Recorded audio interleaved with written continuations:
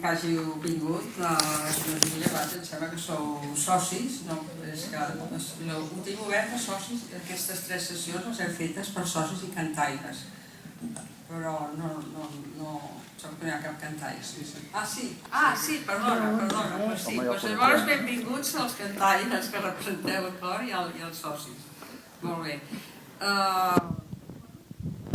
Si per quadrar tot el que us vam explicar, jo m'agradaria referir-me a una mica d'història als fets que van passar fa 2 anys i mig, perquè breument només perquè té sentit. Va entrar aquí els Mossos d'Esquadra amb les conseqüències que va tenir i a partir d'aquell moment el primer que ens vam plantejar és com ha estat possible això. Va ser molt absurd com per passar. I l'opinió generalitzada és que l'organització és la que va facilitar que es fes el frau que es va fer. I a partir d'aquell moment vam formar una comissió amb participants de les 3 institucions, del Consorci, l'Orfeó Català i la Fundació, i que va d'una forma rigorosa es va anar estudiant com podria simplificar-se l'estructura de la institució. I la solució que es va trobar és una refundació, que és el que avui us explicarem, i que aquesta simplificació ens portaria una sèrie d'avantatges, tant de sinergies com de transparència, com d'eficàcia, guanyar eficàcia i eficiència. De forma paral·lela també, ja fa 9 mesos, va entrar com a director general Joan Oller, que ja quan va venir va aportar la primera trobada que va tenir, es va aportar una proposta estratègica d'uns punts que coincidien plenament amb els objectius de la Junta de l'Orfeó Català i que ha anat desenvolupant al llarg d'aquests 9 mesos i finalment donant peu al pla estratègic que us explicarà a continuació, en el qual pla estratègic, que és pel quadrienni del 2012 al 2015, ja va també incorporat aquesta unificació que us comentava al principi.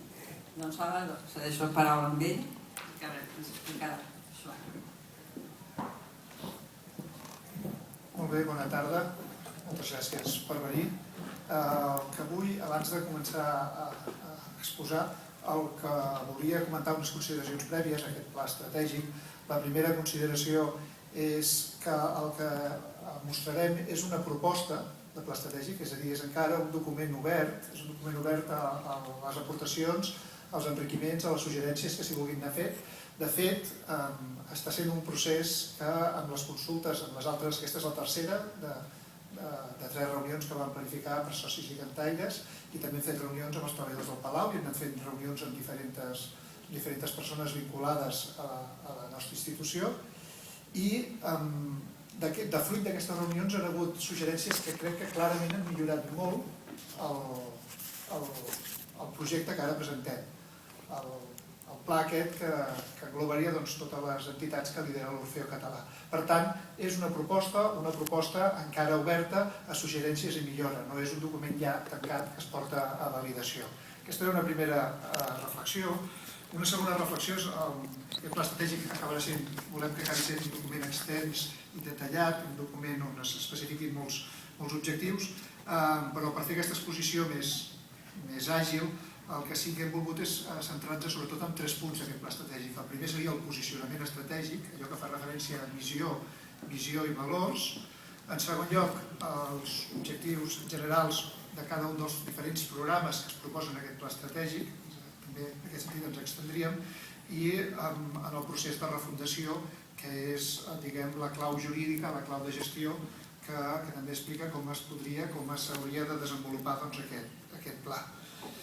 Dir que hi ha penso que tot pla s'ha de poder...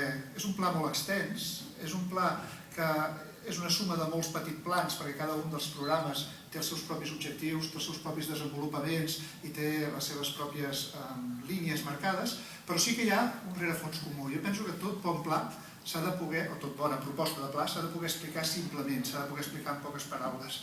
I quines són, si hagués d'explicar-ho en poques paraules, quina és la filosofia de fons que hi ha darrere, o que hem volgut que hi hagués darrere, seria, per un costat, el retorn a uns valors originaris, a uns valors que van ser els que van portar a la fundació de l'Orfeó.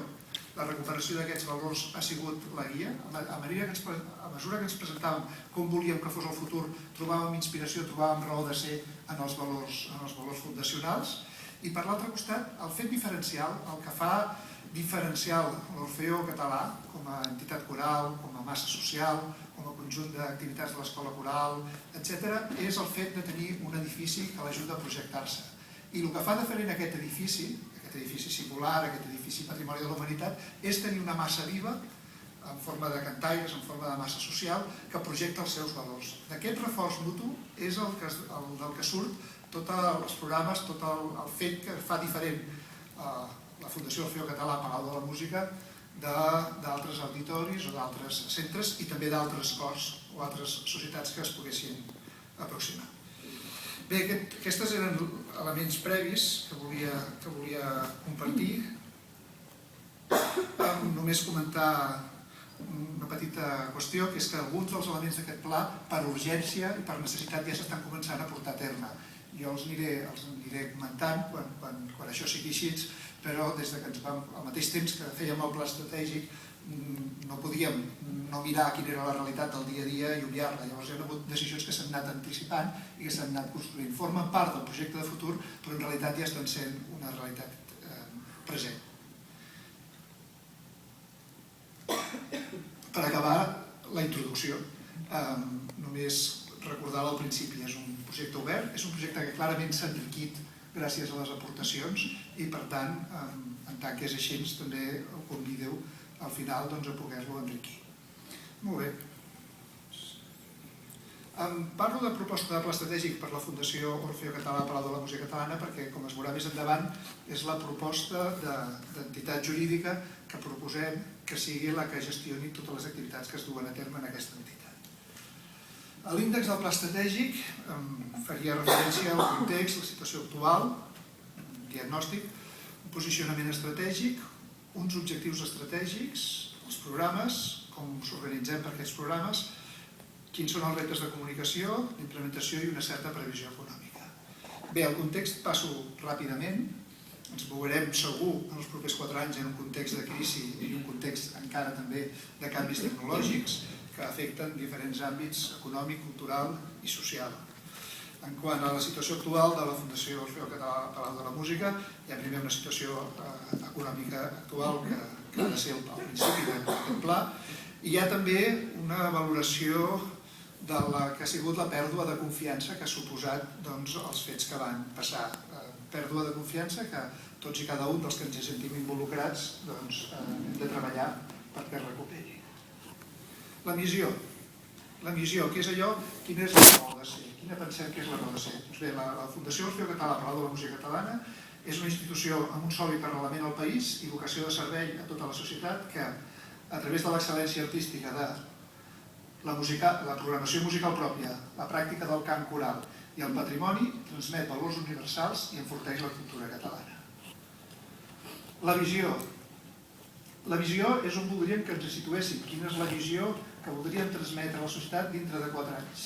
Doncs bé, seria una institució musical capaç de transformar-se a si mateixa a partir dels valors fundacionals, que generi un cull col·lectiu i esdevingui un referent nacional i internacional per la qualitat de la programació musical pròpia, la pràctica del cant coral i el patrimoni.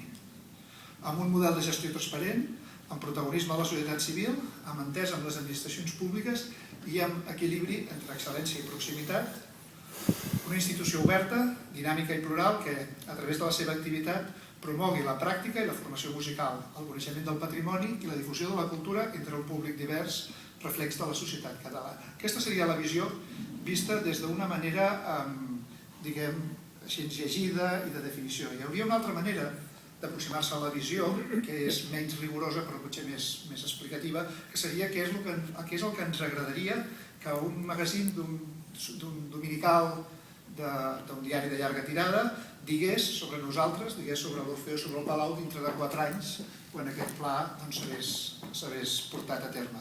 Doncs el que ens agradaria, aquest és un exercici, els titulars no són periodístics, però és un exercici de quins ens agradaria que fossin, com ens agradaria que se'ns veiés.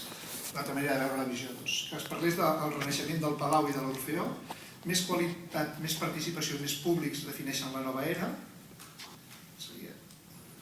més protagonisme de l'Orfeó Català i l'Escola Coral, un projecte, llegeixo només els titulars, un projecte participatiu i democràtic, una programació musical amb personalitat, un projecte cultural de gran impacte social, l'Escola Coral de l'Orfeó Català és també un projecte musical pel barri, l'Orfeó Català un referent internacional, i l'Orfeó Català interpreta una obra d'un compositor català, el Músic de Viena, queda molt lluny l'escàndol del cas Millet i les lluites internes. Bé, aquesta seria una altra manera d'aproximar-se a la visió. El tercer punt del posicionament estratègic serien els valors, aquests valors que entenc com a fundacionals. L'Orfeó ve de la tradició de cors de claver, com tots vostès saben bé. Aquesta tradició buscava la transformació de les persones a través del cant coral i també la transformació de la societat. És a dir, els dos valors principals que jo crec que hi havia en aquest moviment era per un costat el compromís social, la voluntat de transformació, i per un altre també la participació. Quan Lluís Millet i Amadeu Vives decideixen fundar l'Orfeó, hi afegeixen clarament dos valors, o hi afegeixen primer clarament un valor nou, que és l'excel·lència. Busquen un cor que, a part de tenir aquests objectius de compromís i de participació, també tingui una alta qualitat. I d'altra banda, reforça el caràcter de català, de catalanitat. Aquests 4, que creiem que són els valors que ens ensenya la història, han de ser també els valors que creiem han de marcar el futur. Excel·lència, entesa com a innovació, com a universalitat, com a qualitat i com a internacionalitat, és a dir, excel·lència en aquesta accepció ampla. Participació en tant que proximitat, en quant que accessibilitat i en quant a pràctica cultural, molt essencial en el nostre cas. Compromís social, que aquí agafa, pensem també, una forma, o ha d'agafar una forma d'austeritat, d'eficiència, de transparència, i també de transformació de les persones i transformació de la societat que envolta. I per últim, catalanitat, que és una identitat i una tradició, però també és una obertura i un dinamisme. Aquests 4 valors entenem que van ser els valors fundacionals, els que ens explica la història, i, repeteixo, entenc que són els que en un futur ens han de guiar, volem que marquin el futur. Bé, els objectius. Els objectius d'aquest període vaig tenir la possibilitat de comentar-los a l'assemblea, llavors eren 8 i en aquest moment són 9. Fruit del procés de diàleg i d'aportacions que hem anat tenint amb diferents persones, amb diferents socis, diferents persones, vam considerar que era convenient augmentar-los per marcar un accent clarament diferent. Els vaig comentar llavors, ara els comento molt breument, que serien la centralitat dels cors i l'escola coral, desenvolupar un discurs artístic propi, treballar per l'augment i la diversitat dels públics, el compromís educatiu, educar el públic, educar tota la societat. S'ha desdoblat el que era el punt social amb un punt que seria participació de la societat, on el que es vol és mobilitzar a la massa social que hi ha al voltant de la nostra entitat perquè ens ajudi a transmetre els valors i fer-los partícips de l'activitat. I d'altra banda, el compromís social entès com la voluntat de transformar l'entorn més proper, però de transformar la societat que ens envolta. Aquest punt, que era un únic, hem considerat que convenia separar-lo en 2 objectius. També hi ha la defensa en el sentit de preservació i divulgació del patrimoni, la internacionalització, pensem que qui tingui ambició de ser internacional avui en dia deixarà d'existir, i l'eficiència en la gestió i l'utilització dels recursos. Això ho hem desenvolupat en 12 programes que aniré comentant breument cada un d'ells. El primer dels programes seria l'Orfeó Català com a cor. Podria assenyalar que en el primer punt vaig assenyalant sempre quin és l'objectiu estratègic principal al qual fa referència. D'aquesta manera es veu un lligam entre el que seria l'objectiu estratègic i el programa en qüestió. Això no vol dir que em definitiva, tots els programes busquen o estan lligats als objectius i als valors, però sí he volgut assenyalar quin era el principal. Bé, l'Orfeó Català, el que voldríem, el que volem, el que proposem és que sigui un cor amateur, amateur, la paraula amateur només massa simpàtica, també diem vocacional o no professional, m'agrada més potser vocacional, cor amateur o vocacional, de referència a Catalunya i al món. Per quin motiu, com ho volem aconseguir? Doncs fent diferents accions, però que són les que venen a continuació explicades. La primera, incrementant la qualitat artística del cor. I com pensem que això es pot fer? I això hi ha moltes coses d'aquestes que hi ha, moltes d'aquestes mesures que hi ha a cambra, participant en projectes de prestigi, amb enregistraments i augmentant el nombre de cantaires. Aquestes són les mesures que, d'acord amb el treball amb el mestre director del cor, proposem per incrementar la qualitat de l'Orfeó Català. També volem que sigui un referent en la interpretació del simfònic-coral, que tingui una personalitat pròpia, que l'identifiqui, que faci un paper de lideratge de la comunitat coral, sobretot catalana, que hi hagi un compromís a la societat civil catalana. Pensem que l'Orfeó té potencialitat per fer aquest paper, l'ha fet històricament, l'havia fet en els seus orígens. És molt interessant veure com descriu Lluís Millet les sortides que feia l'Orfeó a primers de segle, quan anava a una ciutat de Catalunya, doncs era absolutament un event i era un procés realment molt impactant. Evidentment allò no es pot reproduir exactament ara perquè la societat ha canviat, però alguns d'aquests valors sí que es poden tornar a trobar. La participació en actes públics d'acord amb els valors de l'entitat i, per suposat, també hi ha d'haver una actualització del funcionament intern del cor que ja s'està treballant. D'altra banda, el cicle de l'Orfeó Català, que és un cicle que va començar la temporada passada, que aquest any viurà la segona edició, es vol que sigui un cicle de música coral referent a Catalunya, amb la presència no només dels cors de la casa, sinó també de cors nacionals i internacionals, i amb l'objectiu d'augmentar també el nombre i la diversitat de públics. Som conscients que ara per ara el públic per la música coral és encara minoritari i un dels reptes que ens plantegem, aquest repte sempre s'han d'anar plantejant a mig i llarg termini, però un dels reptes que plantegem és l'augment de públic per la música coral. El segon programa seria l'Associació Orfeó Català, que volem que sigui una associació cultural viva, plural i participativa que transmeti els valors de l'entitat. Això passa per buscar augmentar el nombre de socis i de perfils dels socis, fent-ho a través de rendibilitzar la presència social de l'Orfeó Català i visualitzant aquests valors de l'entitat que pensem poden ser compartits per bastanta gent. En aquest sentit també es proposa crear un programa d'activitats i contraprestacions, crear un programa de voluntariat, crear un programa per excantaires, que són uns socis especials, que van participar dels cors i ara ja no hi participen, però segueixen sent socis, i també volem que els socis s'impliquin en la recerca de recursos econòmics per l'entitat. El tercer programa és l'Escola Coral de l'Orfeó Català, que voldríem que fos una escola de referència a la pràctica del cant coral a Catalunya i al món, això a través de l'increment de la qualitat artística dels cors, treballant la selecció de cantaires, la qualitat de l'ensenyament, transmetent els valors de l'entitat, els participants de l'escola coral, implicant també els cors en la generació de recursos econòmics. Aquí és un pla cultural, és un pla que ens diu tot el pla estratègic, que ens diu on vol anar, però és un pla que també volem que sigui un pla de negoci, però sigui un pla que sigui conscient de la realitat econòmica en la qual ens movem i que també mostri els camins pels quals s'han d'obtenir els recursos per poder tirar endavant tots aquests projectes. I, evidentment, l'escola coral ha de ser el planter dels futurs integrants de l'Orfeó Català. Volem també que l'escola coral, com ja hem començat a fer, sigui un projecte sociocultural pel barri. Pensem que ens hem d'implicar en una realitat pròxima, una realitat pròxima complexa. El nostre barri té molta complexitat.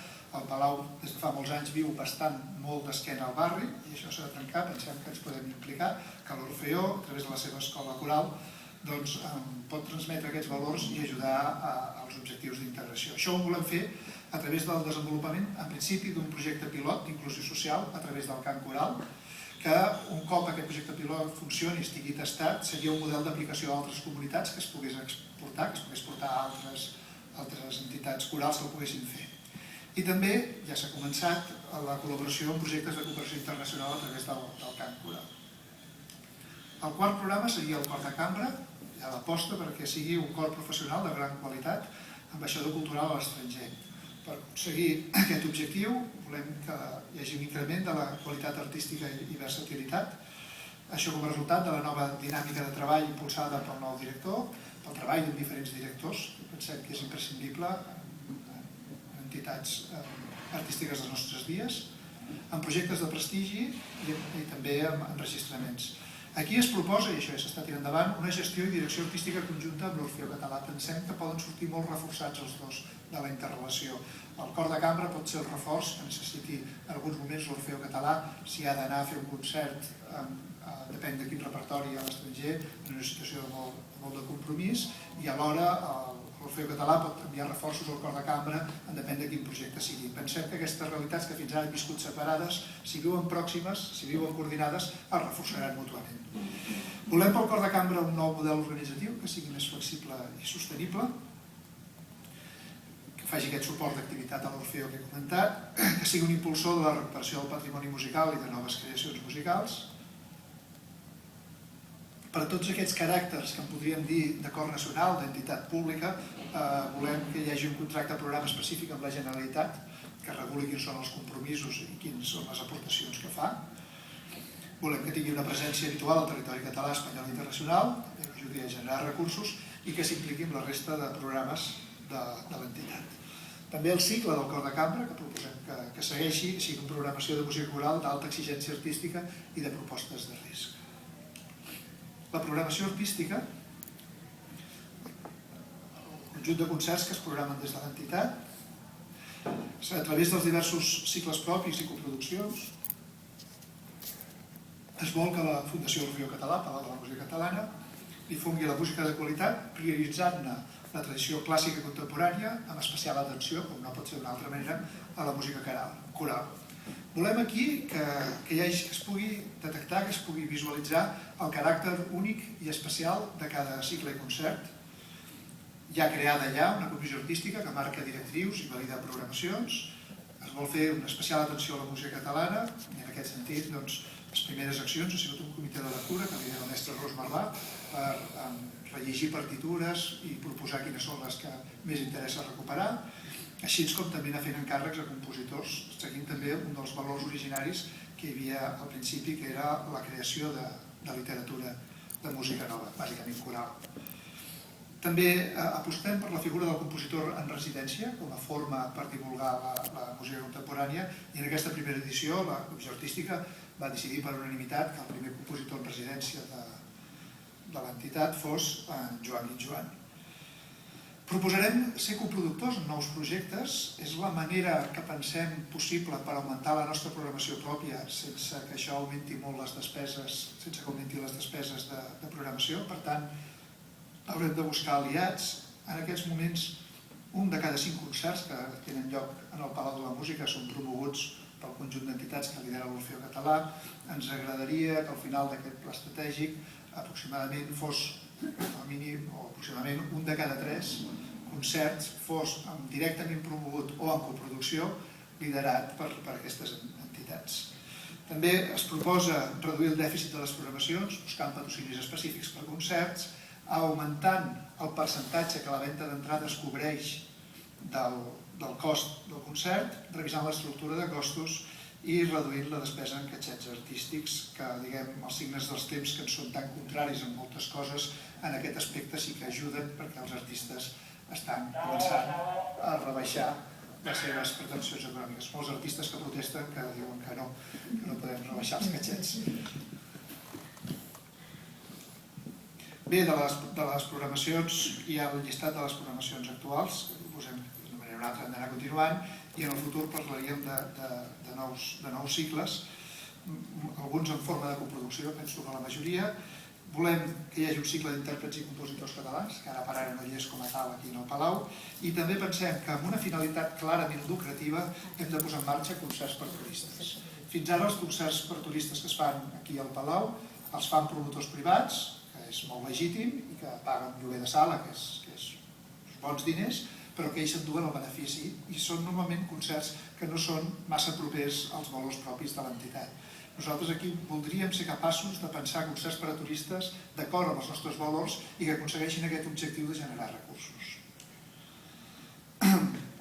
El 6è programa seria el servei educatiu, entès no només com s'ha entès moltes vegades, que és concerts per nens i per famílies, sinó per totes les edats i tots els coneixements musicals. Acompanyar a la descoberta del fet musical en tots els públics i fer perquè tots els programes esdevinguin educadors. Ens sembla que és una manera necessària de plantejar tota la nostra activitat. També en aquest sentit volem veure la viabilitat d'establir un nou espai educatiu permanent per a les famílies. El 7è programa, que seria el patrimoni, aquí hi hauria tres parts ben diferenciades. Per un costat l'edifici, el Palau de la Música. Aquí proposem, s'ha de fer un pla de diagnòstic i prevenció, pla d'obres i manteniment, acabar d'actualitzar totes les llicències i, diguem, una mica més novetat, una mica més enllà, fer una defensa a través d'un inventari i d'una difusió de la figura de Domènec i Montaner. Gaudí és molt conegut en molts àmbits. Pensem que segurament això d'acord, també treballant conjuntament amb l'Hospital de Sant Pau, s'ha de també reforçar la figura de Domènec i Montaner. Hi ha la part de la biblioteca i arxiu. Tenim aquí un tresor que hem de preservar, que estem preservant, estava en una situació molt dramàtica i que després de preservar l'hem de digitalitzar, l'hem de catalogar, digitalitzar i donar a conèixer. I el tema de les visites. El tema de les visites és, per un costat, és cert, un ingrés important, però també és cert que és una manera que tenim de transmetre els nostres valors a tota la gent que ve. Fins ara les visites són majoritàriament ocupades per turistes, per gent de fora. Pensem que en aquest sentit també les visites han de generar nous itineraris pensades per catalans que vulguin visitar el Palau en format família o en altres formats. En aquest sentit, pensem que el tema de les visites pot ampliar-se. La revista musical catalana, que forma part dels mandats estatutaris de l'Orfeó Català, que ja ha fet una renovació d'imatge, de continguts i de formats, i proposem que mantingui la seva línia editorial independent. Programa de públics. Els tres programes que venen són transversals, afecten també a la resta, per un costat per incrementar els ingressos per venda d'entrades, però l'altre també com a programes de creació per a nous públics. El patrocini i mecenatge, aquí, tot i que sabem que els temps són difícils, es proposa incrementar els ingressos per patrocini i mecenatge a través de la creació d'un Consell de Mecenatge amb les funcions de, per un costat, incrementar el patrocini i per un altre, assessorar i vincular-se a la gestió. Proposem diverses categories de patrocinadors, des de la donació individual fins al gran patrocini empresarial, i alhora que existeixen productes estàndard per patrocinar, també entrar en l'adaptació a les contraprestacions o a les necessitats específiques de cada patrocinador. Amb un millor retorn al patrocinador de l'activitat patrocinada a través de sistemes de comunicació estables i eficaços.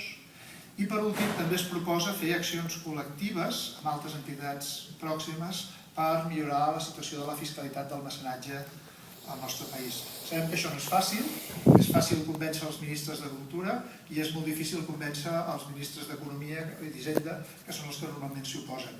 Però en tot cas hi ha moviments en marxa i nosaltres també hi hem de participar a veure si s'assoleix aquest objectiu.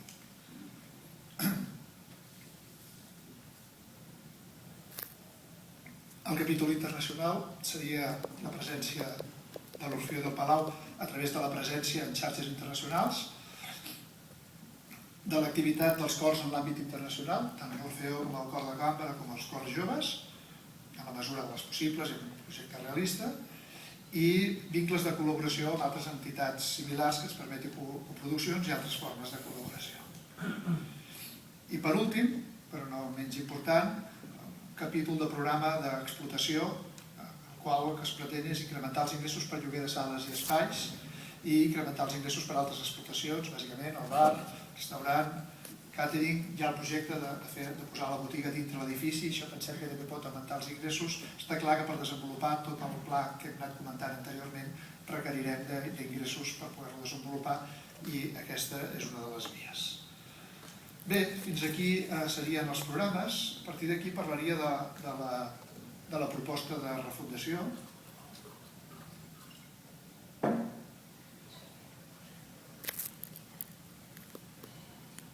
Com saben bé, l'Orfeó Català, el 1908, fa construir el Palau de la Música. El 1983 es crea el Consorci, en un primer moment format per representants de l'Orfeó, la Generalitat de Catalunya, l'Ajuntament de Barcelona i la Diputació de Barcelona, El 2001 entra al Ministeri i poc temps després surt la Diputació. Després es crea la Fundació Orfeó Català, on ja la presidència és de l'Orfeó Català i hi ha representants de les administracions públiques i de persones que formen o s'han aproximat, han sigut mecenes o patrons de l'entitat. I el 2008 es crea l'associació Cor de Cambra del Palau de la Música per gestionar el Cor de Cambra. Aquesta és la situació actual que vostès coneixen bé. En aquests moments la gestió de l'edifici està en mans del Consorci del Palau, que primer es va assignar per 20 anys i després l'any 2000 es va assignar per 50 anys. Per tant, la situació actual és que el Consorci del Palau de la Música Catalana té la gestió de l'edifici pels propers 39 anys. El perquè de la refundació, bé, ho ha apuntat la presidenta abans, simplificar i optimitzar la gestió sota el govern amb els tres estaments, l'Orfeó Català, els diferents mecenes de les administracions públiques, i assegurar el sosteniment econòmic i el manteniment de l'edifici creant un marc òptim per aquesta gestió. I el procés de refundació que es proposa seria de la següent manera, és un procés relativament complex, però que l'objectiu final és que la fundació resultant, la Fundació Orfeó Català, Palau de la Música Catalana, resultant, sigui el resultat de tots aquests processos que serien, per un costat, el Consorci retornaria la gestió de l'edifici anticipadament a l'Orfeó Català, transferiria els treballadors a la Fundació, es fa responsable del manteniment de l'edifici fins que no hi hagi convenis específics que això ho lliguin, i esdevindria residual per rescabalament i altres serveis, com podria ser el propi manteniment. L'associació Orfeó Català establiria un conveni que després de recuperar l'edifici que li havia transferit al Consorci, al mateix temps transfereix la seva gestió a la Fundació, transfereix els treballadors, drets i obligacions de la Fundació, valida la posició dels representants de l'Orfeó a la Fundació, a la modificació d'estatuts de la Fundació que ara comentaré, i modifica lleument els seus estatuts. Aquesta modificació lleu dels estatuts bàsicament seria basat en 2 articles, un dels quals és suggerència d'aquest procés participatiu que hem anat fent, en el qual l'Orfeó Català, els representants de la Junta de l'Orfeó Català en el patronat de la Fundació refundada, s'obliguen a informar del pressupost de la Fundació al conjunt de socis. Aquesta és una petició que es va fer i es recull i es proposa com a modificació. També una altra qüestió que es proposa en aquest sentit és que aquesta sessió no sigui sense temps, sinó que sigui per 25 anys. Ara quedaven 39, es reduiria a 25 els anys que es transferiria. Què faria la Fundació? La Fundació ha de modificar els seus estatuts radicalment, de la situació actual cap a la desitjada nova. Aquest procés, com ho explicava la presidenta, és el resultat d'un grup de treball on hi havia representants del Consorci, representants de la Fundació i representants de la Junta de l'Orfeó. Modifica la composició dels òrgans de govern, nomena un nou patronat i una nova comissió delegada, accepta la gestió de l'edifici, subroga els treballadors i accepta 3 obligacions, signa un conveni de col·laboració amb cada una de les administracions, constitueix el Consell de Mecenatge amb les funcions que he comentat anteriorment i crea les diferents comissions de comptes, artística, tècnica, etc. L'associació del Cor de Cambra transferiria el seu personal, drets i obligacions. En aquesta proposta de nous estatuts, de com funcionaria aquesta nova fundació, el que es proposa és una composició del patronat de 22 membres amb vot de qualitat per la presidència. La presidència de l'Orfeó, la presidència del patronat correspondria sempre a la presidència de l'Orfeó Català i el repartiment del patronat serien 11 membres designats per la presidència de l'Orfeó Català, dels quals 9 serien membres de la Junta de l'Orfeó i 2 serien socis de reconegut prestigi social o econòmic o cultural, que tindrien l'aquiescència del Consell de Mecenatge. 8 membres serien designats pel Consell de Mecenatge i 3 ho serien per les administracions, una per cada administració. Ara, tenint en compte que el que es busca en aquests estatuts és precisament que totes les sensibilitats, que tothom s'hi senti còmode i que es garanteixi un futur de treball conjunt, es va requerir que hi haguessin majories qualificades per una sèrie de temes. És a dir, que cada un dels grups hagi d'internament votar a favor pels temes de modificació de patrimoni, pressupostos, modificació d'estatuts i nomenament de direcció general. aquests temes s'haurien de votar internament. En el cas de la modificació de patrimoni i la modificació d'estatuts, s'ha de portar, com saben, a l'aprovació de l'Assemblea General de l'Associació de l'Orfeó. És a dir, la Junta ha de portar la seva posició i l'Assemblea ha de validar-la. I aquí hauríem ampliat la informació sobre els pressupostos. Bé, també es crearien les diferents comissions i es crearia una comissió delegada on es mantindrien aquestes proporcions. Bé, fins aquí seria el procés de refundació. Tota aquesta informació, ara quan acabi, és l'última reunió participativa, quan acabi estarà penjada a la web per tenir més informació, però no hem volgut encara penjar-ho fins a acabar de rebre les diferents suggerències que hi havia. La comunicació, aquí hi haurà que desenvolupar una nova identitat corporativa comuna que representi l'entitat, hi haurà que definir, treballant en un organigrama, i hem fet, com no podia ser d'una altra manera, també una previsió de com evolucionaran els ingressos, on, des d'una perspectiva realista, tampoc podria estendre'm ara en aquest tema, però sí comentar que aquest 2011 el capítol d'altres ha sigut important gràcies a un rescabalament. No comptem amb cap altre import de rescabalament en els propers 4 anys, per tant haurem de desenvolupar tot això que hem proposat amb els recursos que siguem capaços de generar. Sabem que els recursos, sobretot de subvencions, seran especialment difícils, perquè tots sabem el moment que estan vivint les administracions i per tant haurem de treballar fort i força als altres possibles fonts d'ingressos. Bé, doncs fins aquí l'exposició que us volia fer. Hem trigat 40 minuts.